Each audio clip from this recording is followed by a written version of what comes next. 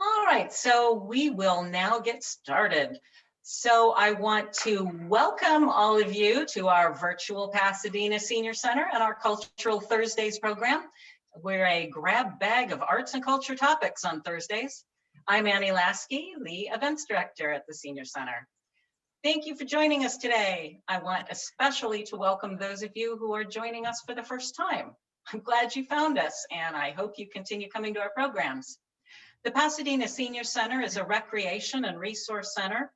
For the past 10 months or so, we've been continually expanding our virtual and online resources. I encourage you to check out the many online classes and programs we have scheduled, as well as information on resources for seniors in the Pasadena area. You can sign up there, sign up for our weekly emails, which is the best way to keep up to date with our programs and services. You'll find it all at pasadenaseniorcenter.org. We have a full slate of Cultural Thursdays coming up. Next week, February 11th, Bob and Don will be back for a program of Rodgers and Hammerstein. If any of you have not yet gone to the composer shows, it's really completely delightful. On February 18th, we'll be celebrating Chinese New Year. It's the year of the ox coming in.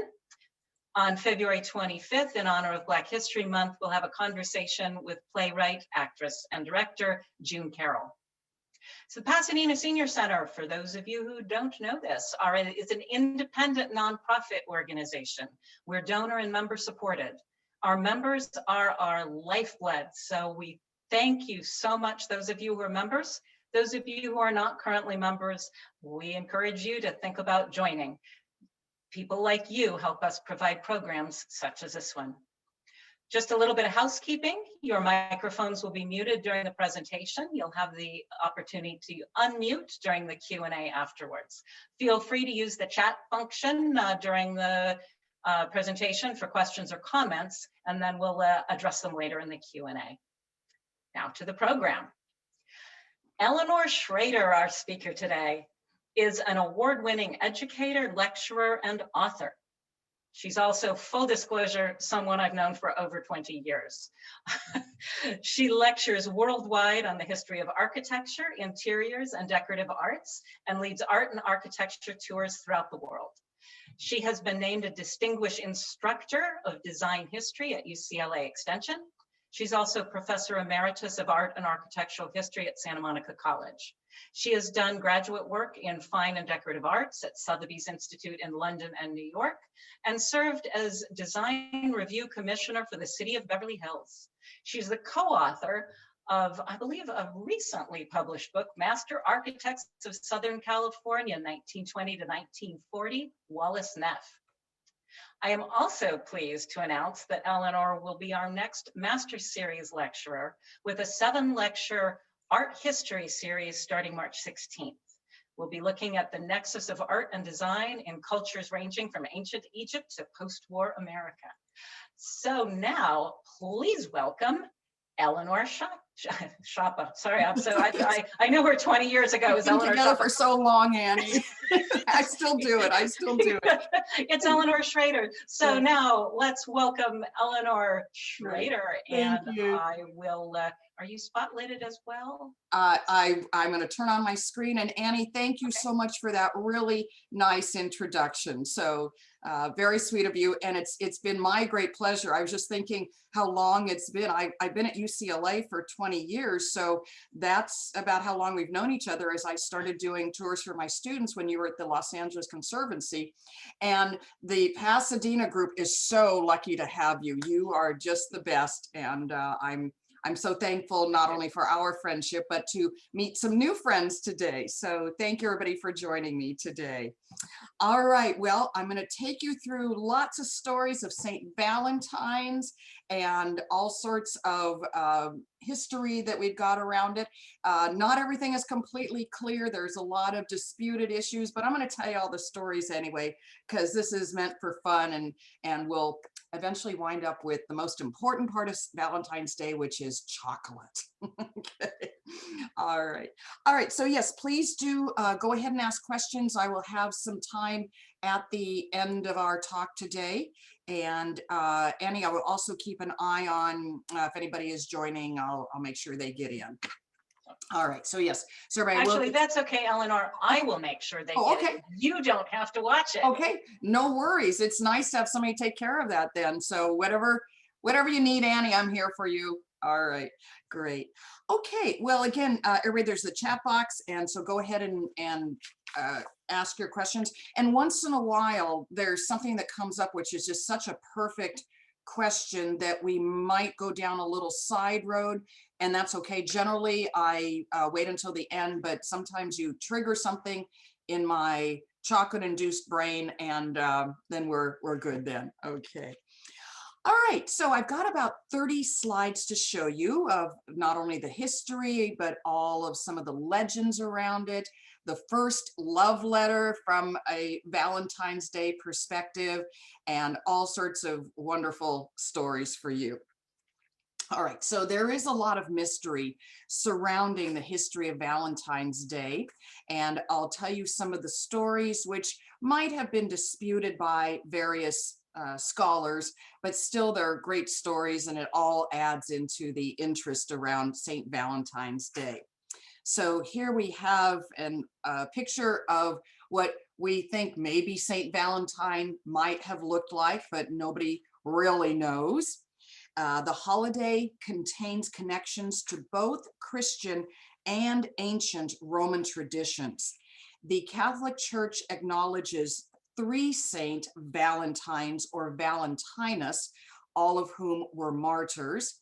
There may have been more, and as I tell you 2 stories, this might have been the same person. So of course I'll point that out, and this again does get a little bit convoluted. So one legend says that Valentine was a priest who served during the 3rd century in Rome. Emperor Claudius II was having difficulty enlisting enough soldiers for his army, which he attributed to men being reluctant to leave their wives and families. So the emperor wanted to extend his empire, as all Roman emperors do. And in order to do that, he wanted all of his young men to be available to fight. So he did not want them to get married. And thus he outlawed not only marriage, but engagements as well. So for Valentine, it was most important that with the new Christian religion, that sexuality was kept within the sacrament of marriage. So Valentine defied Claudius and continued to perform marriages for young lovers in secret. When his actions were discovered, Claudius ordered that he be put to death. And so he was beheaded, executed on February 14th, thought to be the year 269 in the Common Era. So Valentine is, of course, a martyr for upholding the importance of love and marriage. Now, at about the same time, there was also Valentine, the Bishop of Interamna, which is now Terni, T-E-R-N-I, in the area of Umbria, Italy. He was scourged, imprisoned, and then beheaded for being a Christian. And he had a reputation for praying to the sick to be made well. And just prior to his death, is said to have restored the sight of the daughter of his jailer. Now, tradition has it that these 2 people that I've just spoken about, Valentine, might have been the same person, because there's also a 3rd story, which I'm going to come to in just a second, but that Valentinus, the Roman priest, became the bishop and was brought to Rome for his execution. So whoever he was, there really was a Saint Valentine. Archaeologists have unearthed a catacomb and an ancient church dedicated to him. So going back to that relationship with the jailer's daughter, who it's thought that he might have made well, you would think that he'd be saved for that, but when he was imprisoned, he was visited by a girl, possibly the jailer's daughter, that he might have fallen in love with. So right before his execution, supposedly February 14th, It is said that he wrote her a farewell note signed "From your Valentine." So that's an expression, of course, that's used still today. All right. Now, another story that goes along with this that is disputed by some scholars, but I want to tell it to you anyway because it just kind of fits in with the story of, well, kind of love, as we'll question a little bit here in just a moment. So another claim to the date of February 14th is that the Christian Church may have decided to place the feast of Saint Valentine in the middle of February in order to Christianize the pagan celebration of Lupercalia that goes on from February 13th through 15th. Now, in 498 in the Common Era, the date was declared St. Valentine's Day by Pope, and I'm not sure if I've pronounced this correctly, Gelasius, Gelasius. That may be Gelasius, Bishop of Rome. And so Lupercalia was a popular Roman holiday that centered on pagan rituals that involved animal sacrifice, nudity, and the symbolic whipping of females. All right, so why the symbolic whipping of females? I shall get to here. What we do know about Lupercalia is that it started with an act of sacrifice. The priests of the god Lupercus, so these priests were called Luperci, they would take off their clothes and slaughter goats in the cave that the Roman legend held to have been the location where the city founders Romulus and Remus were nursed by the she-wolf. So the Luperci would then cut the goat's skin into strips and run around the Palatine Hill in Rome, striking women with the goat's skin. So this was evidently supposed to help with fertility. If you were struck by one of these priests, it was considered that you would give birth to more children. And then one scholar says, I don't think it was a sadistic beating, it was a symbolic beating. Well, the writer Plutarch described the pagan celebration.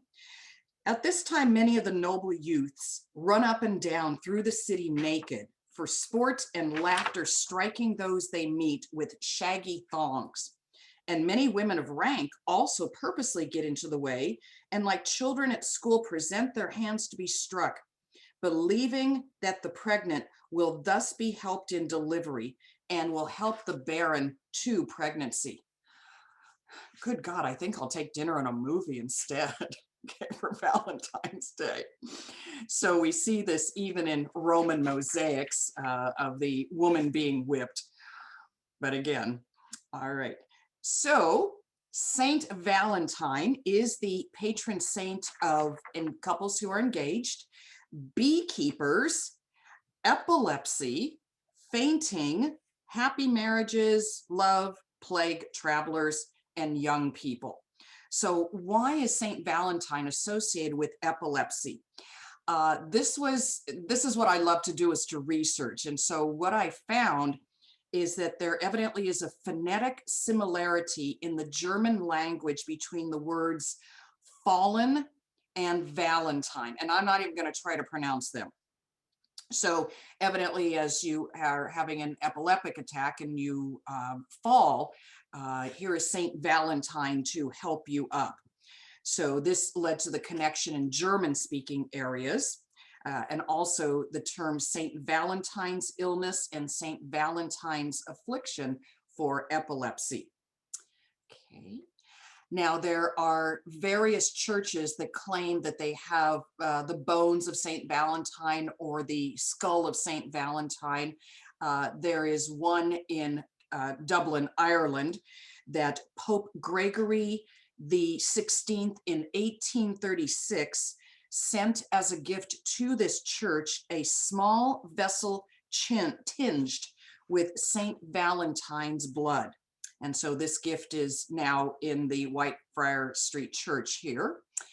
as a relic. So as people make their pilgrimage to these churches and visit these relics, whether it be a bone of a saint or a piece of the true cross, this is where you'll find one of the bones of, or I should say some of the blood supposedly of Saint Valentine.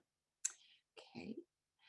Now, it's supposedly the English poet Geoffrey Chaucer, who was the inspiration for our modern conception of Saint Valentine.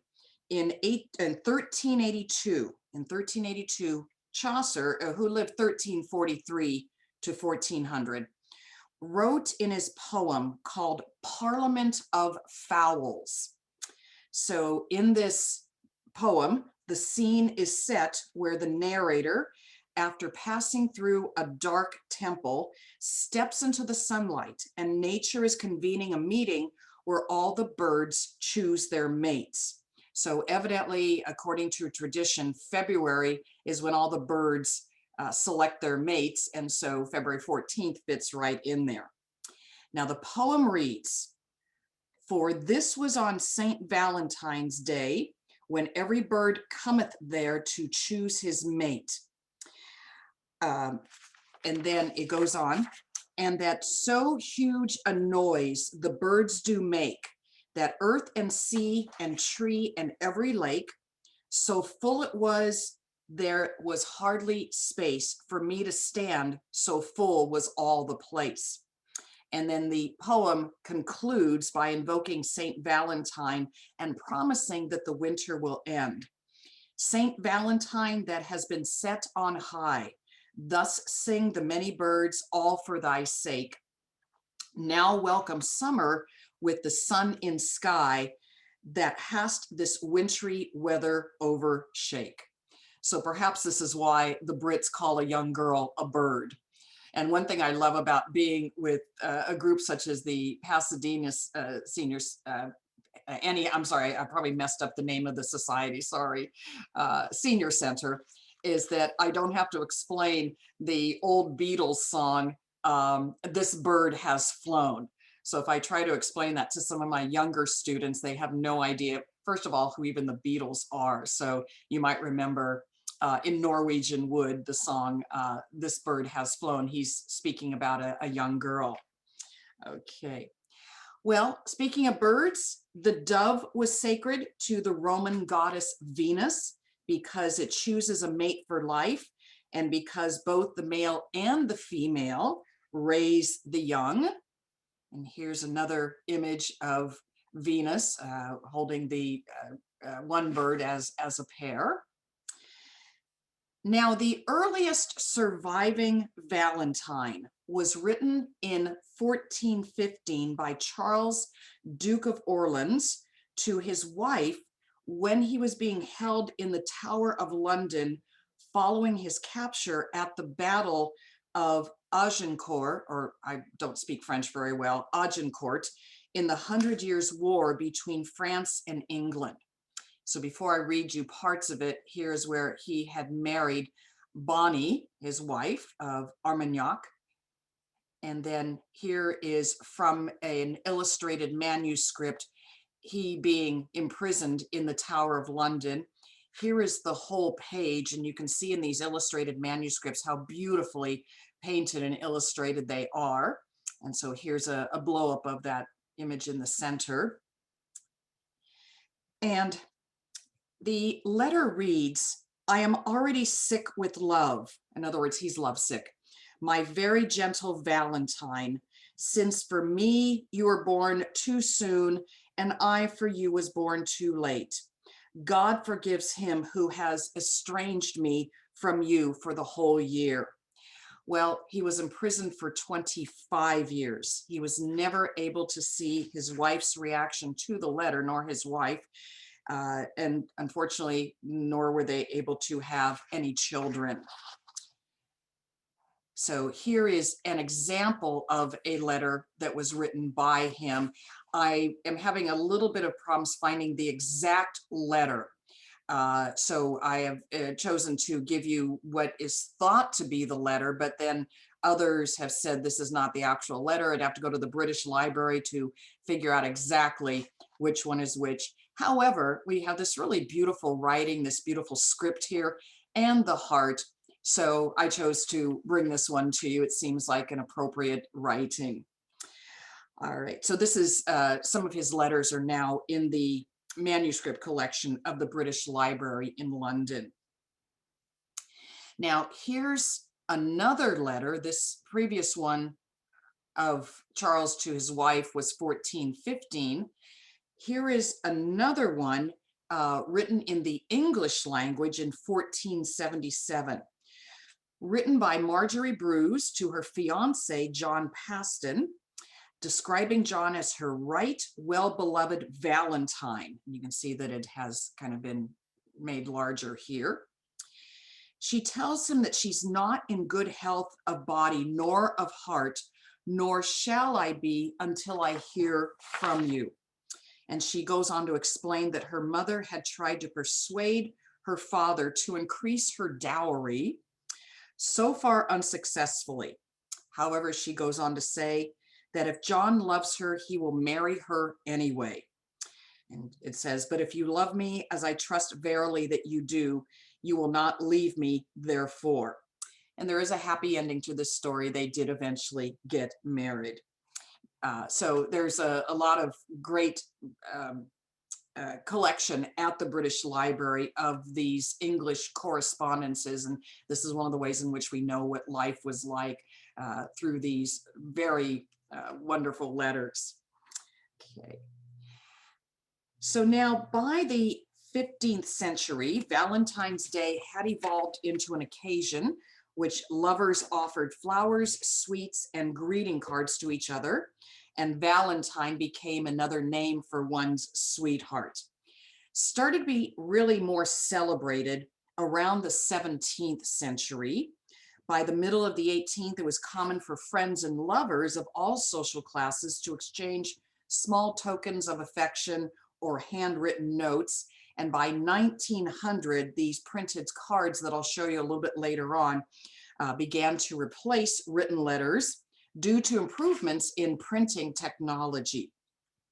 In 1797, a British publisher issued the Young Man's Valentine Writer, which provided phrases for successful wooing to the tongue-tied young suitor. Well, where do those verses, roses are red, come from? This can be traced back to Edmund Spenser's epic poem to Elizabeth I, the Fairy Queen, in 1590. So it was upon a summer's shining day when Titian fair his beams did display, Titian the artist. In a fresh fountain far from all men's view, she bathed her breast, the boiling heat to allay. She bathed with roses red and violets blue, all the sweetest flowers that in the forest grew. So that's where it comes from. And here's one of the images from the Fairy Queen in a time of Arthurian love, or shall I say of courtly love, where a young knight would lay down his life for his queen. All right. Now the full verse of the Valentine's Day poem comes from the collection of English nursery rhymes called Gammer Gurton's Garland from 1784. So here in full, the rose is red, the violets blue, the honey sweet, and so are you. Thou my love, thou art my love, and I am thine. I drew thee to my Valentine. The lot was cast, and then I drew, and fortune said it should be you. All right. Well, that sounds pretty nice. Okay. Now, in the late 1700s, printers had already begun to produce a limited number of cards with verses and sketches, and affordable postage rates made it possible to mail Valentines, and they could be mailed anonymously. So because Valentines could be sent anonymously, some of those verses got pretty racy for the otherwise pretty prudish Victorian era. So the Valentines that we start to understand of what we've seen today really starts in this Victorian era. Oh, and by the way, before I tell you about the inventor of Valentines, these Valentines were sealed with red wax and left secretly on a lover's doorstep. All right.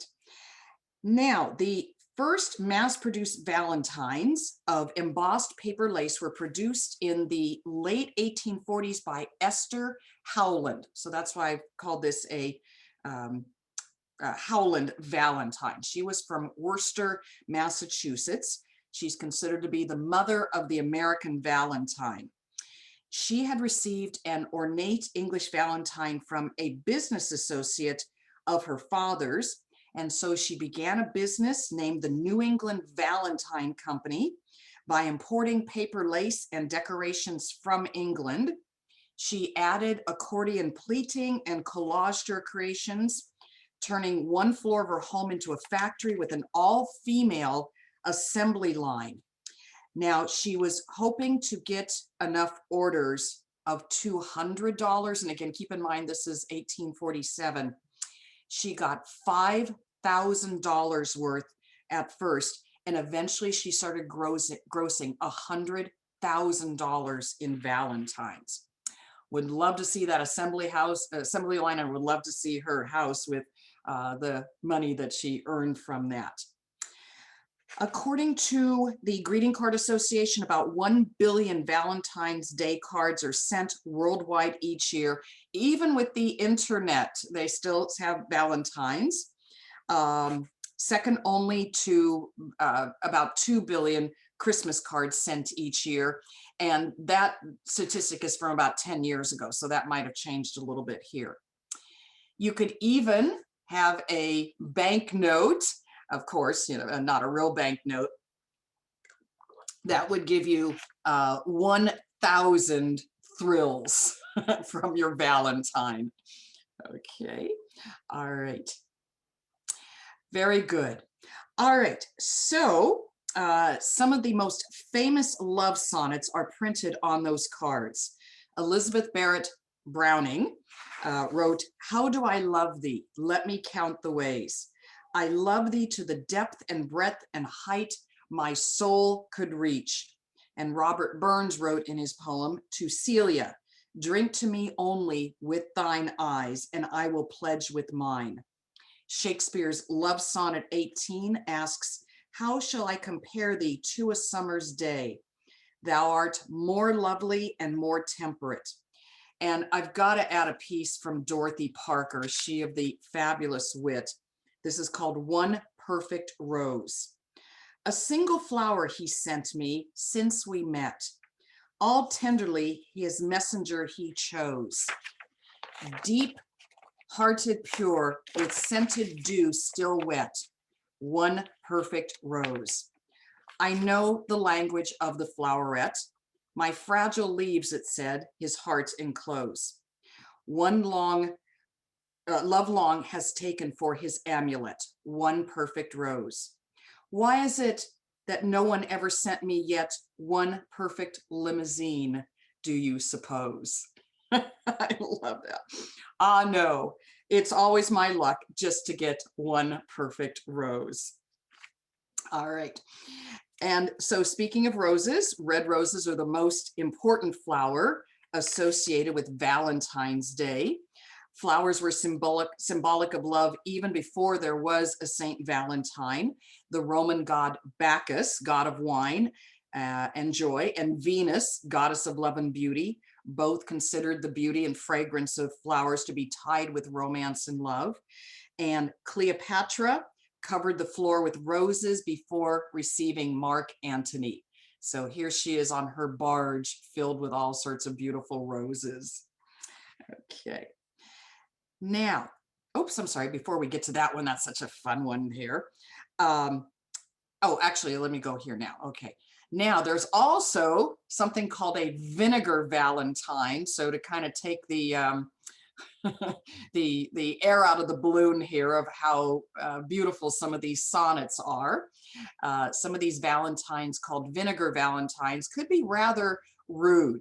So this was a way to send to somebody that perhaps you didn't like to stop trying to pursue them, and to put a little bit of a damper on their ardor. Here's another one, which is, you know, really kind of sad, but I guess this would be the equivalent of unfriending on Facebook in those days. Okay, all right. Now, if roses are so symbolic of love, then why the thorns? Well, one legend is that when Cupid was enjoying the aroma of a thornless rose, he was stung by a bee lurking in the petals. So to punish the flower, Cupid shot the stem full of arrows, and the rose was forever cursed with arrowhead-shaped thorns. Now, another myth that, unfortunately, I really could not find an image of this, but it's a legend. There was a beautiful maiden named Rhodanth. So that's a kind of flower. And Rhodon in Greek means rose. So Rhodanth was constantly pursued by 3 suitors. To escape them, she fled to the temple of Artemis, or Diana, the goddess of the hunt. Rhodanth's attendants thought that Rhodanth was even more beautiful than Artemis, so they took down a statue of Artemis from a pedestal and demanded that Rhodanth be represented there instead.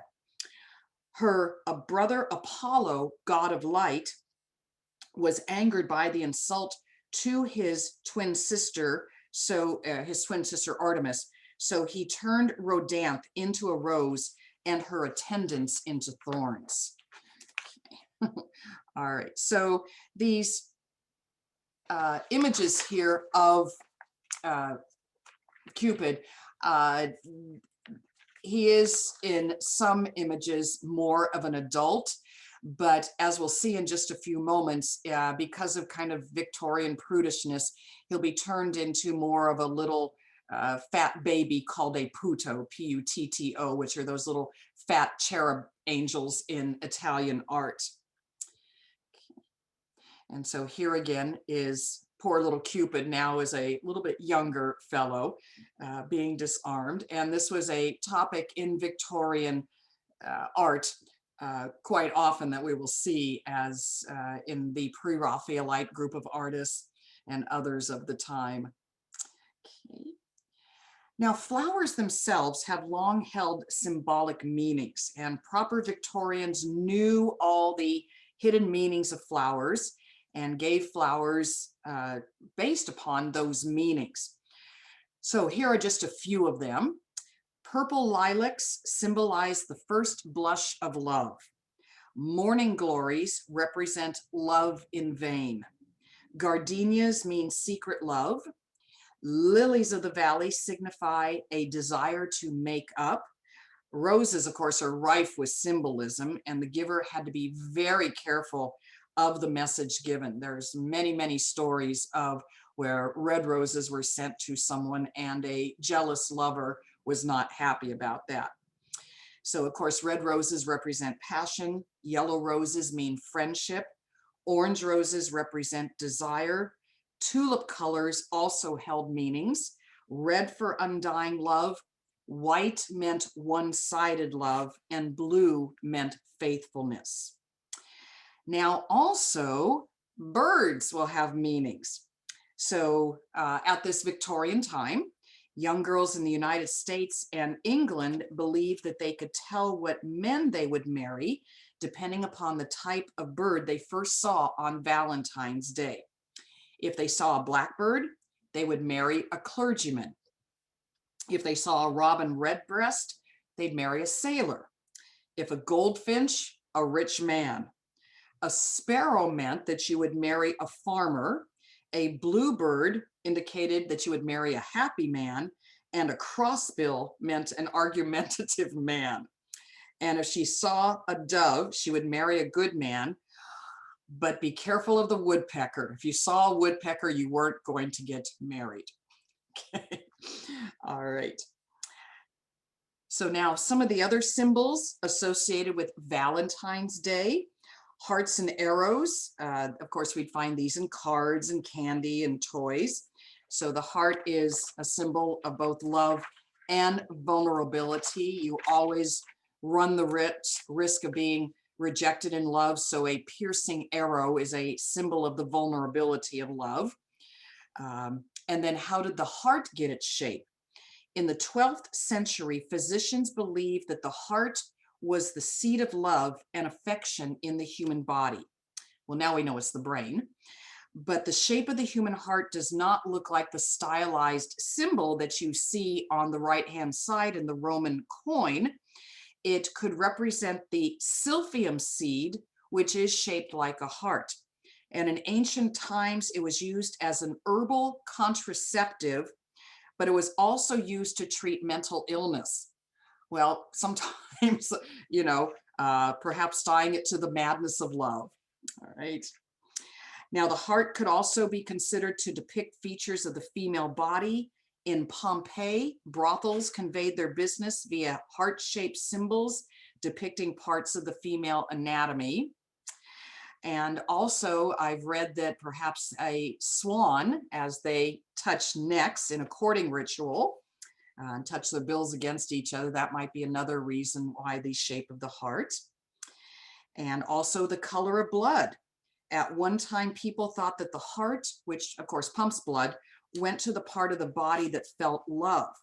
So when the Egyptians mummified their dead for burial, they removed every organ but the heart because they believed it was the only part of the body necessary for the trip through eternity. All right, well, here again, we have our little Cupid baby now, this little putto. So as I mentioned, originally he was known as a handsome young man with bows and arrows, but chalk it up to the Victorians again. They wanted to make Valentine's Day more proper for women and children. So the little chubby angel that we see here was deemed more appropriate than a sexy man. All right, now, St. Valentine's Day is a $15 billion industry in the United States. About 100 million stems of roses are sold in the United States for Valentine's Day. Valentine's Day candy conversation hearts have a shelf life of 5 years, and nearly 10 new sayings are introduced each year, like puppy love and call home, and now text me. Okay. All right. So Richard Cadbury produced the first box of chocolates for Valentine's Day in the 1800s. He was the scion of a British chocolate manufacturing family and responsible for these sales at a crucial time in his company's history. He had improved the chocolate making technique so as to extract pure cocoa butter from whole beans, producing a more palatable drinking chocolate than most Britons had ever tasted.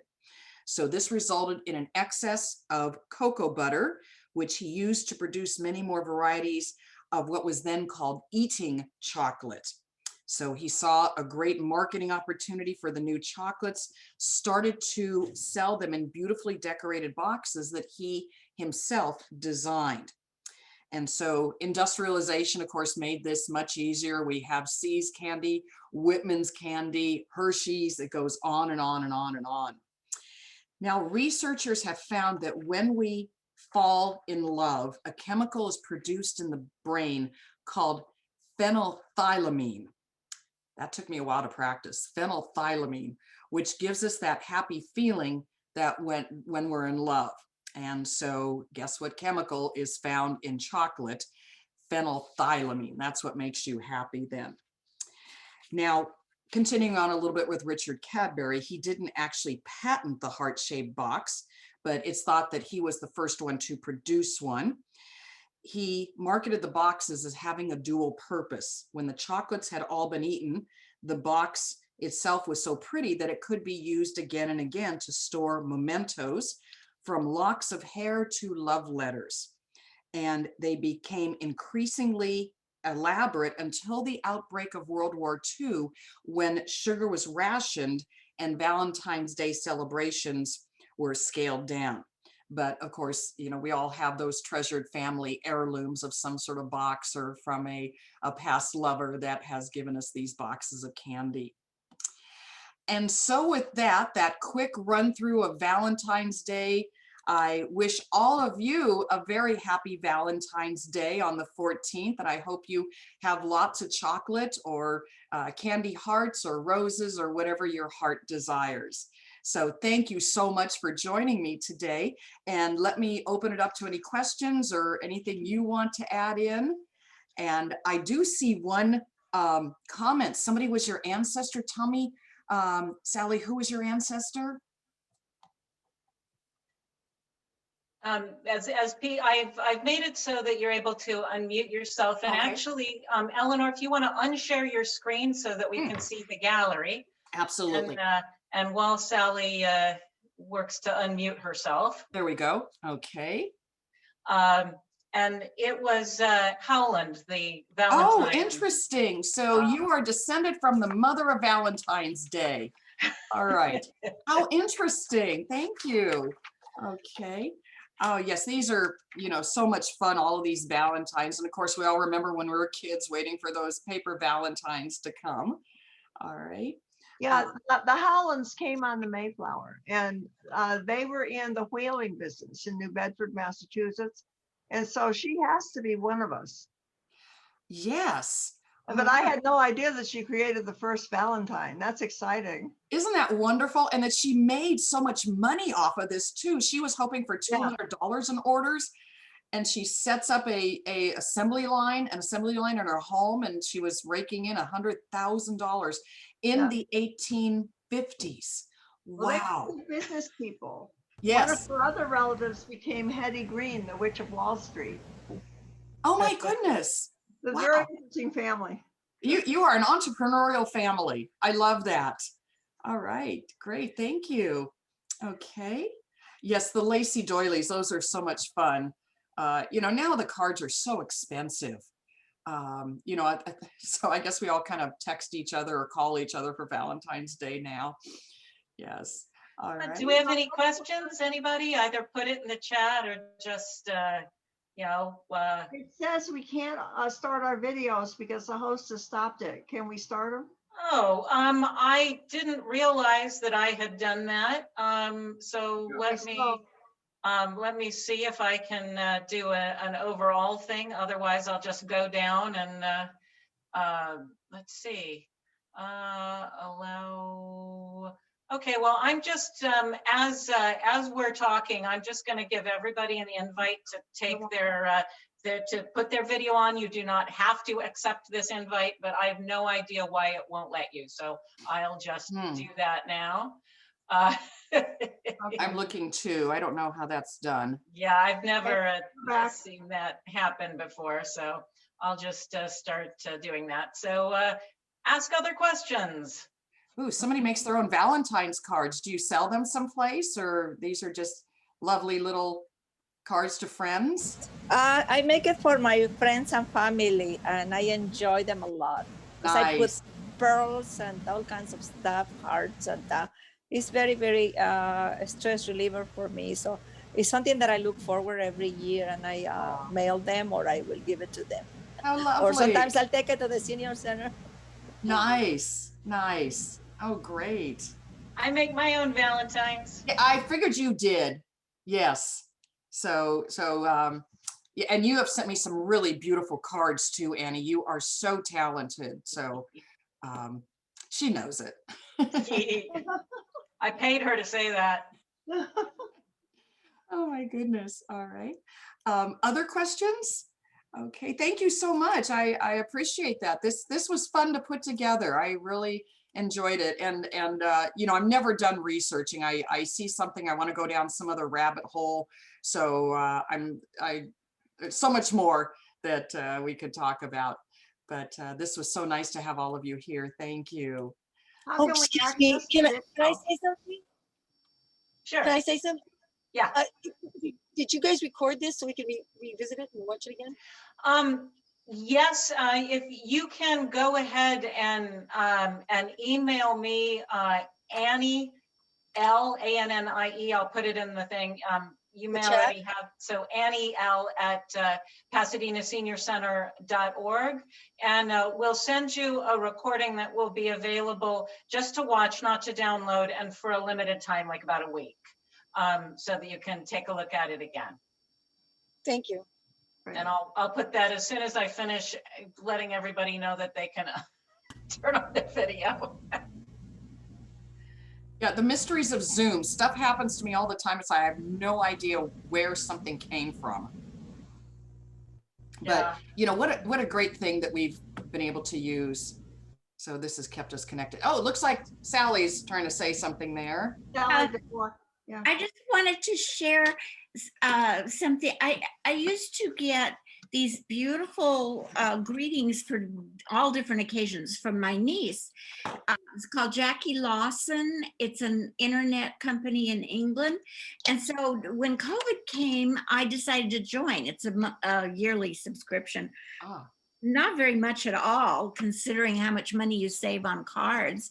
But since I'm being so good about COVID and not going outside my house, then like Valentine's Day coming up, I always send a Valentine to all my grandkids, and I usually give them a little check with it. But for Christmas, for Thanksgiving, for Halloween, of course, birthdays, I'm having a new grandbaby, so that I got to send a congratulation card that way. They are so beautifully done. There's music. They'll make a bouquet of flowers grow right before your very eyes, or they tell little stories. Everyone should look it up.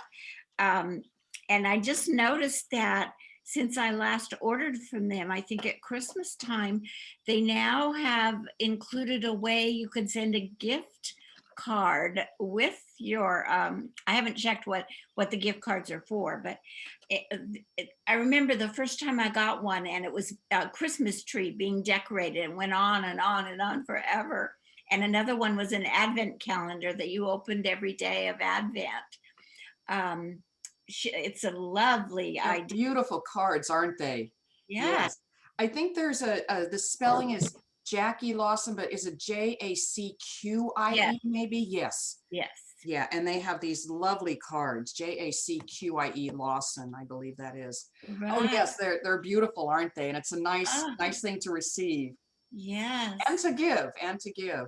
Mhm. Does anybody have those, actual, those big lacy Victorian ones? Does anybody collect Valentines? Now we know to keep these things, don't we? Yeah, my grandmother did. I'm keeping your cards, Annie, because those are so gorgeous, and someday I'm going to donate them to the Metropolitan Museum of Art. Because I have some Christmas postcards, but I don't think I have any Valentine postcards that are from the turn of the century. The Huntington Library has a wonderful collection Oh, of Valentine cards.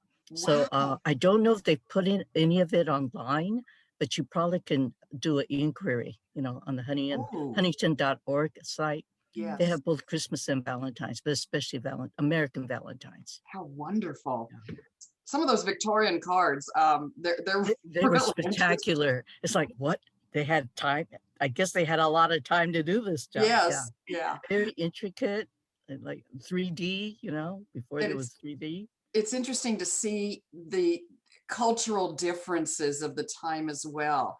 Something that we might not understand today, but at the time, with the symbolism of the flowers and the symbolism of the birds and everything.